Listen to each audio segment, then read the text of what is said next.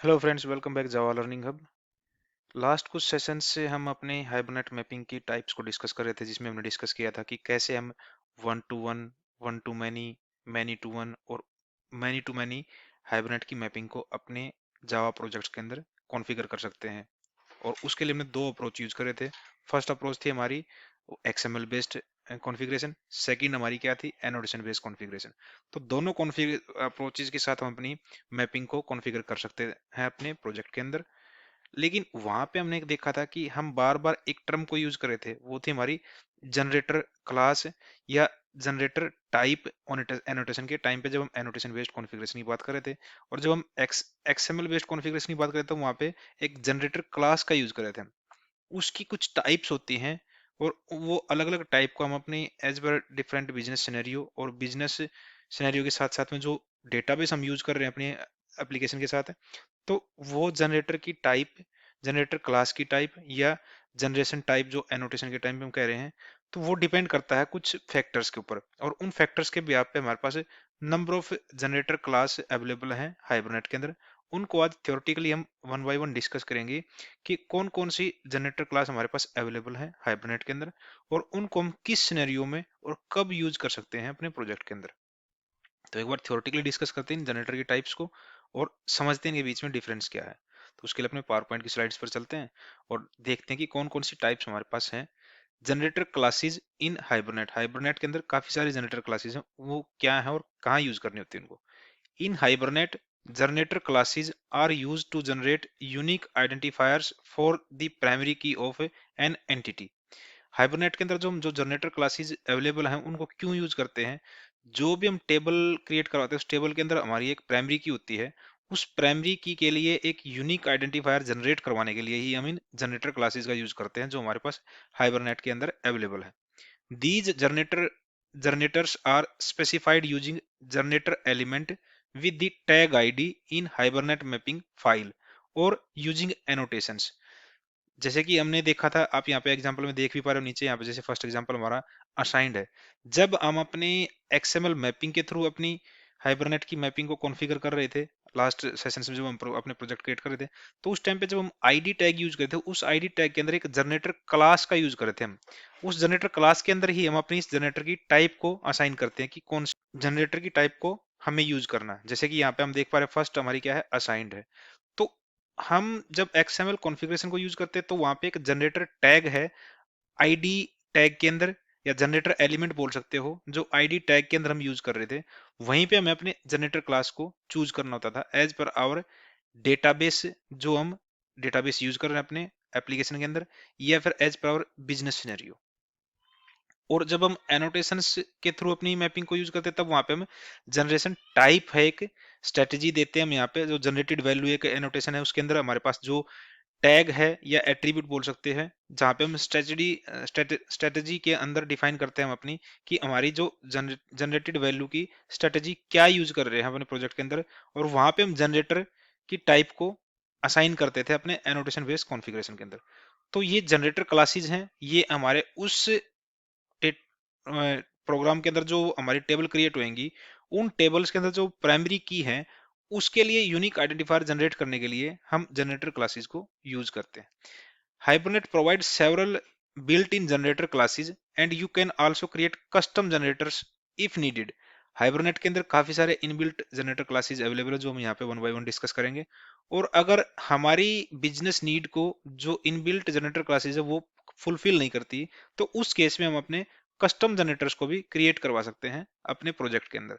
तो लास्ट में, इस सेशन के लास्ट में वो भी डिस्कस करेंगे हम, कि हम कस्टम जनरेटर को कैसे क्रिएट करवा सकते हैं और कैसे हम कस्टम जनरेटर को अपने प्रोजेक्ट के अंदर यूज कर सकते हैं। जो कॉमनली इनबिल्ट जनरेटर क्लासेस हैं हाइबरनेट के अंदर, उनको वन बाय वन डिस्कस करते हैं। पहले फर्स्ट क्या हमारे पास, assigned. The application is responsible for assigning the primary key value. इस जनरेटर क्लास की टाइप को जब हम अपने प्रोजेक्ट के अंदर यूज करते हैं, अपने आईडी टैग के अंदर जनरेटर एलिमेंट के साथ में, अब अगर हम क्लास को यूज करते हैं असाइंड, तो इस केस में क्या होता है, जब भी हम अपने एप्लीकेशन के अंदर इस टाइप को यूज करते हैं, तो वहां पे हमारे एप्लीकेशन की रिस्पॉन्सिबिलिटी होती है कि हम अपनी प्राइमरी की वैल्यू को असाइन करवाएं। अगर हमने यहाँ पे, तो ये ऑटोमेटिकली जनरेट नहीं करेगा हमारे यूनिक आइडेंटिफायर को। हमें एप्लीकेशन के अंदर ही इस पर्टिकुलर आईडी प्राइमरी की के लिए जो प्राइमरी की है, जो हमारी आईडी फील्ड है, उसके लिए हम प्राइमरी की वैल्यू जनरेट करवाएंगे अपनी एप्लीकेशन के अंदर ही। सेकंड टाइप हमारे पास क्या है जनरेटर क्लास की? Increment. Generates unique identifiers by incrementing a value. It is not recommended for clustered environments. जैसे कि हमने डिस्कस किया कि जो जनरेटर क्लासेस हैं जो इनबिल्ट अवेलेबल हैं, वो किस पैरामीटर के साथ हमें चूज करने हैं, उनमें से काफी सारे पैरामीटर हमारे पास, उनमें से एक पैरामीटर है क्लस्टर्ड इन्वायरमेंट। क्लस्टर्ड इन्वायरमेंट क्या कहता है कि अगर हमारे पास डेटाबेस को यूज कर रहे हैं हम अपने क्लस्टर्ड इन्वायरमेंट में, तो उस केस में हम इस जनरेटेड टाइप को यूज नहीं कर सकते, क्योंकि ये सपोर्ट नहीं करती हमारे उस क्लस्टर्ड इन्वायरमेंट को। और लेकिन इंक्रीमेंट, ये जनरेटर टाइप का मीनिंग क्या है? ये हमारे लिए एक यूनिक आइडेंटिफायर जनरेट करती है हर बार जो हमारे पास एक वैल्यू है उसको ऑटोमेटिकली इंक्रीमेंट करके। इसको भी हम अपने आईडी टैग के अंदर जनरेटर एलिमेंट के साथ में यूज कर सकते हैं अपने बिजनेस सिनेरियो के अकॉर्डिंग और अपने डेटाबेस के अकॉर्डिंग जो हम यूज कर रहे हैं। नेक्स्ट हमारे पास जनरेटर टाइप क्या है? वो आती है हमारे पास आइडेंटिटी। ये क्या है? Uses the database identity column auto increment to generate the primary key. जब हम इस आइडेंटिटी क्लास का यूज करते हैं अपने जनरेटर एलिमेंट के अंदर, तो इस केस में क्या होगा, जो हमारी प्राइमरी की होगी वो ऑटो इंक्रीमेंट होगी और ऑटोमेटिकली जनरेट होगी हमारे इस पर्टिकुलर जनरेटर क्लास के थ्रू। तो इस केस में हम जब भी हम अपने ये चाह रहे हैं कि जब अपनी टेबल को क्रिएट करवाते हैं और उस टेबल के लिए जो प्राइमरी की वैल्यू होगी उसको हम मैनुअली जनरेट ना करवा के, एप्लीकेशन के अंदर जनरेट ना करवा के, अगर हम चाहते हैं कि ऑटोमेटिकली जनरेट हो वो और वो ऑटो इंक्रीमेंट हो, तो उस केस में हम इस आइडेंटिटी क्लास का यूज कर सकते हैं अपने जनरेटर एलिमेंट के साथ में। नेक्स्ट आती है हमारे पास sequence. Use a database sequence to generate the primary key. हम इस सीक्वेंस क्लास टाइप के साथ में जब हम अपनी जनरेटर क्लास के साथ सीक्वेंस को यूज करते हैं, तो उस केस में क्या होगा, हमारे जो डेटाबेस की सीक्वेंस है उसके थ्रू हमारी प्राइमरी की जनरेट होगी। और उसके लिए हम अपने आईडी टैग के अंदर क्या करें, जनरेटर क्लास के साथ में सीक्वेंस यूज करेंगे। उसके अंदर फर्दर हमें इस जनरेटर एलिमेंट के साथ में एक पैरामीटर को यूज करना पड़ेगा, जहां पे हमारा पैराम नेम होगा सीक्वेंस, और उस सीक्वेंस का हम कुछ नेम दे सकते हैं यहाँ पे, जैसे कि माई सीक्वेंस नेम दिया यहाँ पे। तो इस पर्टिकुलर जनरेटर क्लास के साथ में हम क्या करवा रहे हैं कि जब भी हमारी प्राइमरी की वैल्यू जनरेट होगी वो डेटाबेस की सीक्वेंस को यूज करते हुए होगी। नेक्स्ट हमारे पास क्या है, UUID generates a 122 128 bit UUID means universally unique identifier as the primary की।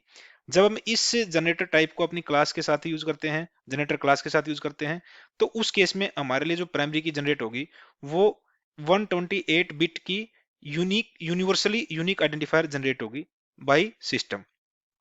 नेक्स्ट हमारे पास क्या है type, GUID usage a database generated GUID।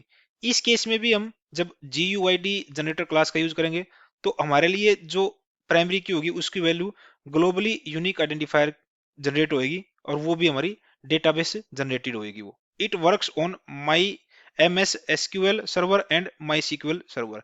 ये ओनली दो डेटाबेसिस के ऊपर ही काम करती है, MS SQL सर्वर के ऊपर और माई SQL सर्वर के ऊपर ही काम करती है। उस केस में भी जस्ट हमें अपने आईडी टैग के अंदर जनरेटर क्लास के साथ में GUID का यूज करना पड़ेगा।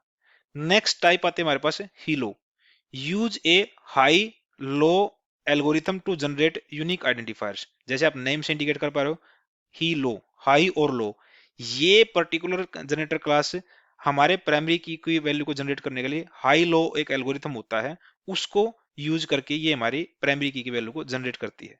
तो उस केस में भी हम देख पा रहे हैं यहाँ पे, जब हम इस हीलो जनरेटर क्लास का यूज करते हैं अपने आईडी टैग के अंदर, तो जनरेटर क्लास एलिमेंट के साथ में हम क्लास टाइप हीलो यूज कर सकते हैं। उसके अंदर हम फर्दर पैरामीटर्स असाइन करने पड़ते हैं इस पर्टिकुलर जनरेटर क्लास को यूज करने के लिए, जिसमें हमारे पास पैरामीटर के 3 पैरामीटर पास करवाने पड़ेंगे। फर्स्ट पैरामीटर में हमें उसका नेम देना पड़ेगा कि टेबल का नेम क्या है।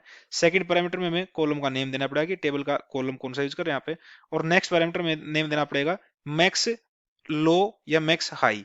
ये डिपेंड करता है कि हम हाई या लो एल्गोरिथम को हम यूज कर रहे हैं अपने जनरेटर क्लास के अंदर अपनी प्राइमरी की वैल्यू को जनरेट करवाने के लिए।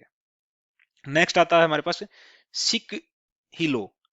सीक्वेंशियल हीलो कह सकते हैं इसको, similar to hilo but uses a database sequence for high value.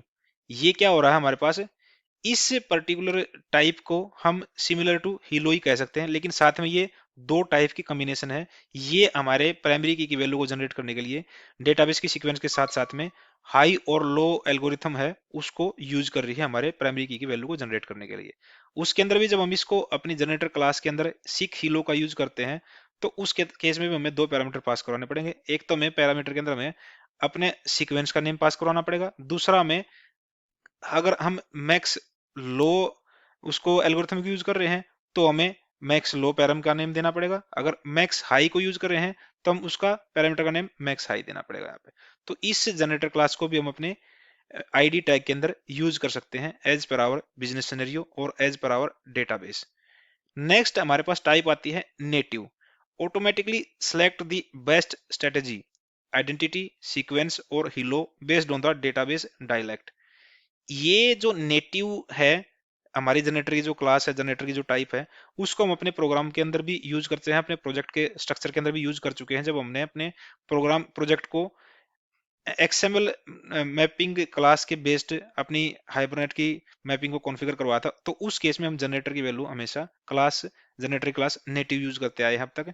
और उसका मतलब ही क्या है कि ये ऑटोमेटिकली हमारे लिए जो हमारे प्रोजेक्ट के लिए एज पर आवर डेटाबेस डायलेक्ट के अकॉर्डिंग जो बेस्ट स्ट्रेटेजी होगी हमारे उस पर्टिकुलर प्राइमरी की वैल्यू को जनरेट करने के लिए, तो उस क्लास को ऑटोमेटिकली जनरेट या सेलेक्ट कर लेगा। जैसे आप यहाँ देख पा रहे हो, यहाँ पे अगर हम नेटिव लेते हैं तो अगर हम डेटाबेस कौन से डेटाबेस का डायलेक्ट यूज कर रहे हैं, कौन सा डेटाबेस को यूज कर रहे हैं, उसके अकॉर्डिंग हमारी इन तीन स्ट्रेटेजी में से ये ऑटोमेटिकली बेस्ट स्ट्रेटेजी को चूज करता है हमारे लिए, आइडेंटिटी में से, सीक्वेंस में से और हीलो में से। नेक्स्ट हमारे पास क्या है, foreign. It uses the ID of another associated object, mostly used with one to one association. ये जब भी हम इसे फॉरिजन कह सकते हैं, फॉरन कह सकते हो, इस जनरेटर क्लास का यूज करते हैं हम अपने प्रोजेक्ट के अंदर अपने आईडी टैग के साथ में। तो उस केस में ये क्या करता है, ये अनदर एसोसिएटेड ऑब्जेक्ट की आईडी को यूज करता है हमारी प्राइमरी की वैल्यू को जनरेट करने के लिए, और ये मोस्टली हमारे वन टू वन एसोसिएशन के अंदर ही यूज होता है।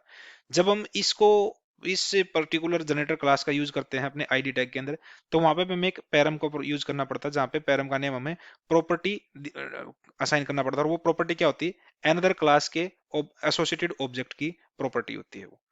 नेक्स्ट हमें क्या यूज कर सकते हैं, हमारे पास नेक्स्ट टाइप कौन सी है, select. retrieves the primary key by selecting a row from the database using a unique key।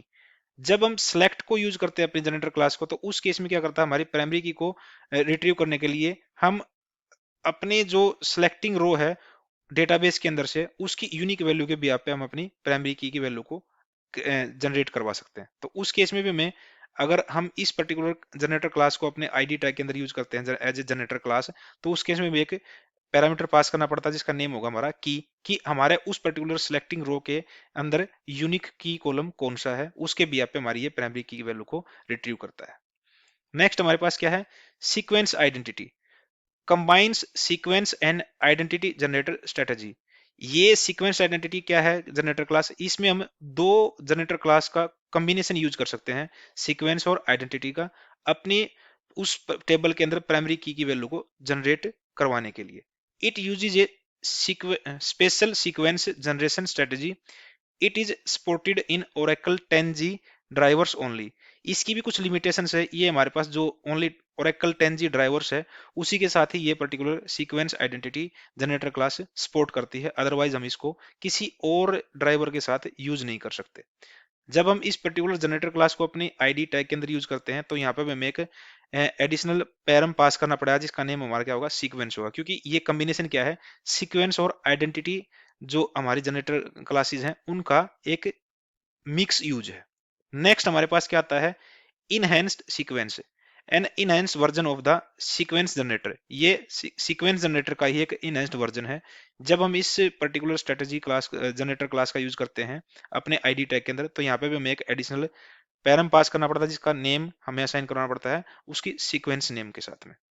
Next हमारे पास कौन सी स्ट्रेटजी या जनरेटर क्लास अवेलेबल है, enhanced table. Uses a database table to simulate a sequence. जब हम इस particular generator class का यूज करते हैं अपने आईडी टैग के अंदर, तो हमें एडिशनल पैरामीटर पास क्या क्या करवाने पड़ते हैं हमें? टेबल का नेम पास करवाना पड़ता है, वैल्यू कॉलम नेम पास करवाना पड़ता है, और सेगमेंट कॉलम नेम पास करवाना पड़ता है।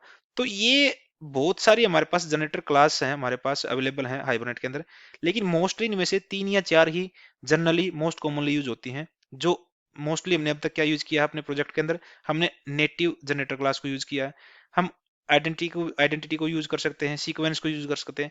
यही 3 4 क्लासेस हैं जो मोस्टली हर बिजनेस सिनेरियो के केस में यूज होती हैं। बाकी अगर हमारे बिजनेस सिनेरियो के अकॉर्डिंग कोई भी जनरेटर क्लास जो हमने अब तक इनबिल्ट जनरेटर क्लास डिस्कस की है, वो हमारे बिजनेस सिनेरियो के अकॉर्डिंग मैच नहीं करती, हमारे बिजनेस सिनेरियो को सेटिस्फाइड नहीं करती, तो हम क्या कर सकते हैं?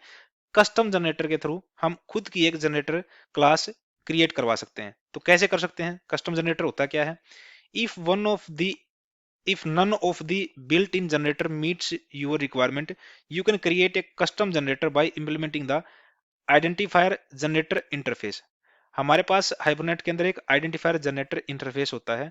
उस पर्टिकुलर इंटरफेस को हम इंप्लीमेंट करके हम खुद का एक कस्टम जनरेटर क्लास क्रिएट करवा सकते हैं, जो हमारे बिजनेस रिक्वायरमेंट को फुलफिल कर सकता है।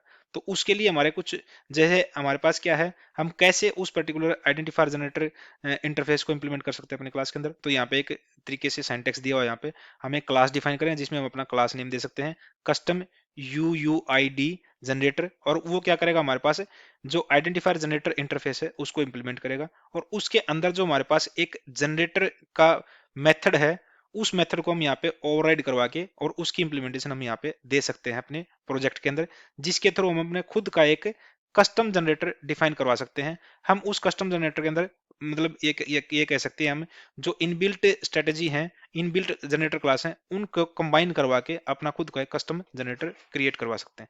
उसको हम कस्टम जनरेटर को कैसे यूज कर सकते हैं? हम अपने XML की कॉन्फ़िगरेशन, XML बेस्ड कॉन्फ़िगरेशन के अंदर भी यूज कर सकते हैं, और एनोटेशन बेस्ड कॉन्फ़िगरेशन के अंदर भी यूज कर सकते हैं। तो अगर हमने एक कस्टमर जनरेटर क्रिएट करवाया है, उसको अगर हमें अपनी XML बेस्ड एनोटेशन में यूज करवाया है, तो उस केस में हम क्या कर सकते हैं? जनरेटर क्लास के अंदर हम अपना पूरा जो कंप्लीट पाथ है, हमारे जो कस्टम जनरेटर का जो कंप्लीट क्लास है जिसके अंदर हमने वो कस्टम जनरेटर क्रिएट करवाया है, उसका कंप्लीट पाथ हम अपने जनरेटर क्लास, जनरेटर एलिमेंट के अंदर, क्लास के अंदर हम उसके कंप्लीट पाथ को दे सकते हैं, कंप्लीट क्लास नेम को दे सकते हैं अपने ID टैग के अंदर। अगर हम एनोटेशन बेस कॉन्फ़िगरेशन के अंदर अपने कस्टम जनरेटर को यूज करवाना चाहते हैं, तो उस केस में हम क्या करेंगे? यहाँ पे जैसे आप देख पा रहे हो, यहाँ पे हमारा जो जनरेटेड वैल्यू है उसके अंदर हम क्या करेंगे? जनरेटर को दे देंगे, यहाँ पे क्या आएगा? कस्टम UUID, जो हमारा नेम था उसका। और जेनरिक जनरेटर एक अलग हमारे पास एनोटेशन है, उसके अंदर हम क्या करेंगे? अपने नेम को पास करवाएं फर्दर। और स्ट्रेटेजी के अंदर हम क्या करेंगे? जिस क्लास के अंदर हमने अपना कस्टम जनरेटर क्रिएट करवाया है, उस क्लास का कंप्लीट पाथ हम वहां पे स्ट्रेटेजी के अंदर मेंशन करेंगे। यहाँ पे कुछ नोट है, जैसे कि Hibernate provides a variety of generator classes to suits different databases and application requirement. जैसे हमने देखा कि हमारे पास ऑलमोस्ट 12 से 14 इनबिल्ट जनरेटर क्लासेस अवेलेबल हैं हाइबरनेट के अंदर, जो हमारे डिफरेंट डिफरेंट डेटाबेसेस और एप्लीकेशन रिक्वायरमेंट के अकॉर्डिंग वो प्रोवाइड की गई है हमें हाइबरनेट के थ्रू। अगर फिर भी हमारी वो इनबिल्ट जनरेटर क्लासेस हमारे बिजनेस रिक्वायरमेंट को फुलफिल नहीं करती, तो उस केस में हम क्या कर सकते हैं? You can use built in generator like identity, sequence and UUID etc, और create custom generator if needed. Means जैसे कि हमने डिस्कस किया था कि मोस्टली हम क्या करते हैं? 3 या 4 जनरेटर क्लासेस का ही यूज करते हैं अपने प्रोजेक्ट के अंदर, जैसे आइडेंटिटी को, सीक्वेंस को, नेटिव को या UUID को यूज करते हैं कॉमनली। अगर ये जो इनबिल्ट जनरेटर क्लासेस हमारी बिजनेस रिक्वायरमेंट को फुलफिल नहीं करती, तो हम अपने कस्टम जनरेटर को भी क्रिएट करवा सकते हैं बाय इंप्लीमेंटिंग आइडेंटिफायर। ये जैसे कि हमने यहाँ पे डिस्कस किया था, क्या है हमारे पास जो इंटरफेस है, आइडेंटिफायर जनरेटर इंटरफेस को इंप्लीमेंट करके हम खुद का भी कस्टम जनरेटर क्रिएट करवा सकते हैं। The choice of generator depend on the factor like database support, clustering and performance consideration. जैसे कि हमने इस सेशन के स्टार्टिंग में ही कहा था कि जितनी भी इनबिल्ट जनरेटर क्लासेस हैं, वो डिपेंड करती हैं डेटाबेस की सपोर्ट के ऊपर, क्लस्टरिंग के ऊपर और डेटाबेस की परफॉर्मेंस के ऊपर। जिस टाइप की रिक्वायरमेंट हमें होगी, उस टाइप की रिक्वायरमेंट के अकॉर्डिंग हम अपनी या तो इनबिल्ट जनरेटर क्लास को यूज कर सकते हैं अपनी हाइबरनेट की कॉन्फ़िगरेशन के अंदर, या फिर हम खुद का एक कस्टम जनरेटर क्रिएट करवा सकते हैं by implementing identifier generator interface को। तो ओवरऑल जितनी भी स्ट्रेटेजी थी हमारे पास इनबिल्ट, उनको हमने यहाँ पे डिस्कस किया थ्योरेटिकली। प्रैक्टिकली जैसे हमने पिछले सेशंस के अंदर अपने जनरेटर क्लास के अंदर हमेशा नेटिव को यूज किया है, क्योंकि हम क्या चाह रहे हैं कि हमारा प्रोजेक्ट एज पर आवर यूज्ड डेटाबेस के डेटाबेस डायलेक्ट के अकॉर्डिंग हमारी जो बेस्ट स्ट्रेटेजी होगी उसको ऑटोमेटिकली चूज कर ले, इसलिए हम अपने जनरेटर क्लास के अंदर नेटिव जनरेटर क्लास का यूज कर रहे थे। अगर हम नहीं चाहते कि वो ऑटोमेटिकली बेस्ट स्ट्रेटेजी को चूज कर रहे, तो हम वहां पे अपने आप अपनी खुद की भी स्ट्रेटेजी जो इनबिल्ट स्ट्रेटेजी है उनको डिफाइन करवा के अपने प्रोजेक्ट के अंदर उनको यूज कर सकते हैं। लेकिन जैसे कि हमें इंटरनली कई बार नहीं पता होता कि हम किस टाइप का जो हमारे एप्लीकेशन के लिए कौन सी बेस्ट स्ट्रेटेजी होगी जनरेटर क्लास की, तो उसको हम अपने सिस्टम के ऊपर ही छोड़ सकते हैं कि अगर हम अपनी जनरेटर क्लास नेटिव को यूज करें तो ऑटोमेटिकली हमारा जो सिस्टम है, हमारी एप्लीकेशन है, हमारे लिए बेस्ट स्ट्रेटेजी चूज कर सकती है, जिसके थ्रू हम अपनी उस हाइबरनेट मैपिंग को सक्सेसफुली सेटअप कर सकते हैं अपने प्रोजेक्ट के अंदर। अगर फिर भी आपको कोई डाउट है तो आप इन जनरेटर स्ट्रेटजी को गूगल पे और डिटेल में पढ़ सकते हैं। और अगर आपको इन किसी भी स्ट्रेटजी को इंप्लीमेंट करने में अपने प्रोजेक्ट के अंदर कोई इशू आता है तो आप इस पर्टिकुलर वीडियो के ऊपर कमेंट कर सकते हो, ताकि हम आने वाले सेशंस में उस पर्टिकुलर जनरेटर क्लास को यूज करके आपको इस हाइबरनेट की जितनी भी हमने मैपिंग हमने डिस्कस की लास्ट सेशंस में, किसी भी मैपिंग के थ्रू हम उस पर्टिकुलर जनरेटर क्लास को यूज करके एक सेपरेट वीडियो आपके लिए क्रिएट करके लाएंगे, ताकि आपके डाउट को रिजोल्व कर सके। Till then, thank you, thanks for watching.